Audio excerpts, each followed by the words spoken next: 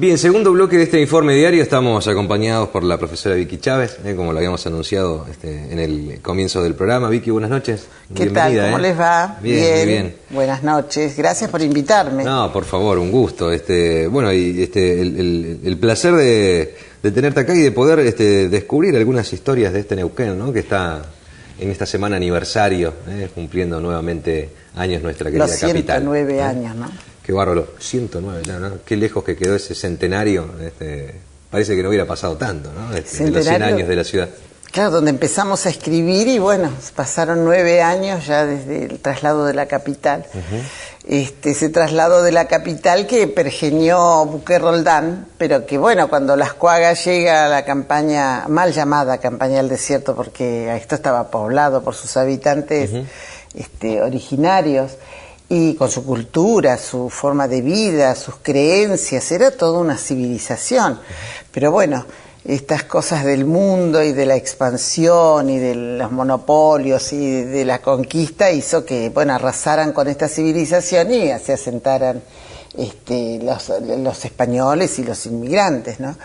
Y bueno, formado por Ley 1532, el territorio nacional, Neuquén tuvo su capital, bueno, en varios lugares, ¿no? Campanamagüí, Dañorquín, hasta que se asienta en Chosmalal, en 1884. Y bueno, a partir de allí comienza, la historia del territorio nacional, territorio que se extiende hasta 1955, que va a ser la provincialización y comienza a ejercerse en 1958.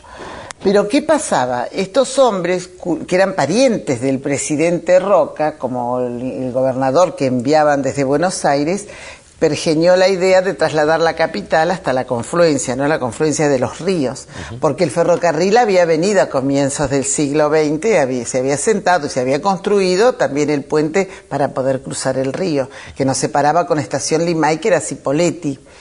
Antes, ¿qué pasaba con eso? Se cruzaban en una balsa, ¿no? Y entonces dos inmigrantes, Celestino de Lana, que era italiano, y Francisco Bueno, español, eran los que cruzaban con la balsa para poder llegar a la orilla de lo que ahora es Neuquén. ¿Y qué ofrecía la zona de la confluencia en desmedro, digamos, de la zona norte de la provincia, donde estaba afincada la capital en ese momento? Exacto. Ofrecía muchas cosas. Lo primero, creo que lo que midió Buque Roldán con sus hombres, y cuando digo sus hombres hablo de Lordi, Talero, que era Punta de Rieles.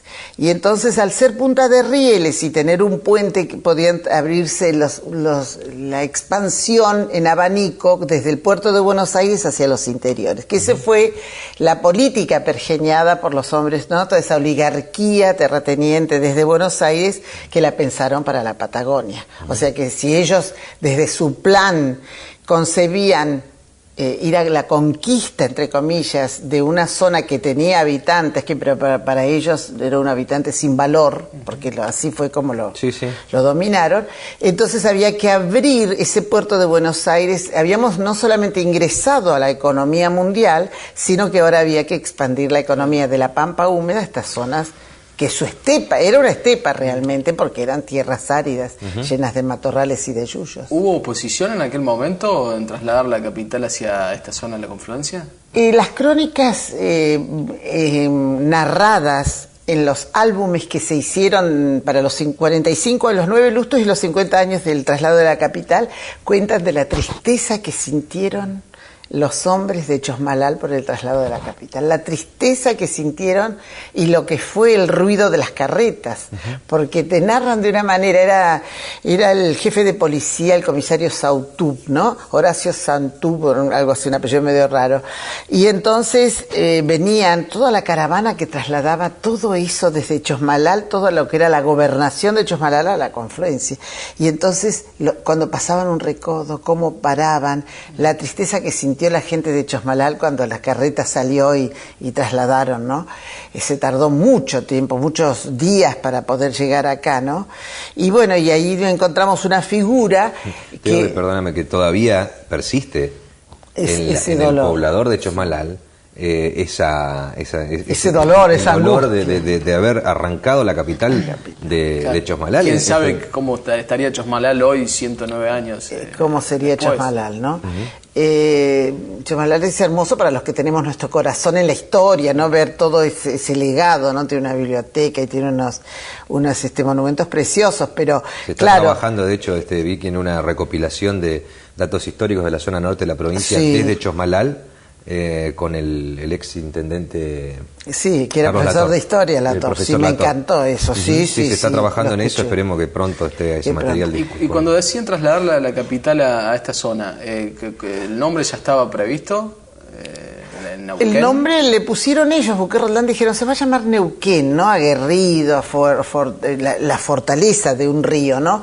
Pero no te olvides, Diego, que todo esto se pergeñaba desde Buenos Aires. Buqué Roldán era un hombre enviado por Buenos Aires. ¿Y por qué? Porque todos los gobernadores territorianos eran enviados de Buenos Aires, ¿no? Entonces, ¿por qué? Porque nosotros dependíamos de ese gobierno, no podíamos elegir. ¿Y por qué no podíamos elegir? Porque un territorio nacional es una cosa pequeña que no tiene voz ni voto. No te podíamos elegir, no podíamos ir a las elecciones, no podíamos elegir representantes. Tuvimos un representante en el Congreso, pero hasta que no se dio la ley de provincialización. ¿Y esa ley qué necesitaba? Que Neuquén tuviera una determinada cantidad de habitantes y una constitución escrita. Entonces íbamos a entrar en el concierto nacional.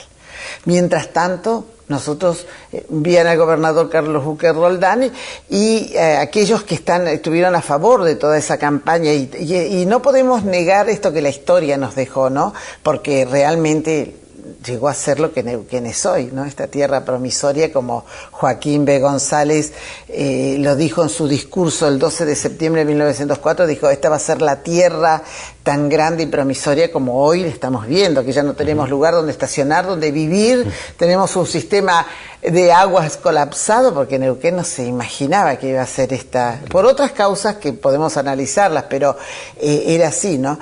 Y entonces venía custodiando, volviendo al traslado, los tesoros que se traían de allá, un comisario territoriano que era don Ricardo Guzmán.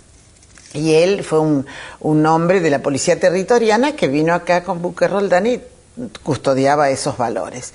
Ya a la cárcel la habían traído, se habían traído los presos, todo se había instalado, que era llegar a la cárcel cuando yo era chica, era el confín del mundo y ahora está en el centro, y la calle Pasaje Guzmán, parece mentira, donde yo vivo, está al lado de la cárcel. Y bueno, y acá se comienza a organizar. Entonces, yo me imagino a Buqué Roldán sobre un plano diseñando las diagonales, ¿no? Claro. Estaba allí en donde ahora es el monumento a San Martín, que estaba la pirámide fundacional, que después fue corrida en los años 50, cuando era el cincuentenario de la capitalidad, para construir el monumento a San Martín, que justamente el 12 de septiembre cumplió de 54, casi 60 años de la construcción del monumento a San Martín. El 12 de septiembre de 1954, para el cincuentenario, se inauguró. Está bien. ¿Tenemos que hacer la pausa ahora? Tenemos que hacer la pausa. Hacemos la pausa ahora, Vicky, y después seguimos conociendo parte de la historia de la ciudad de Neuquén. Enseguida volvemos, después de esta pequeña pausa.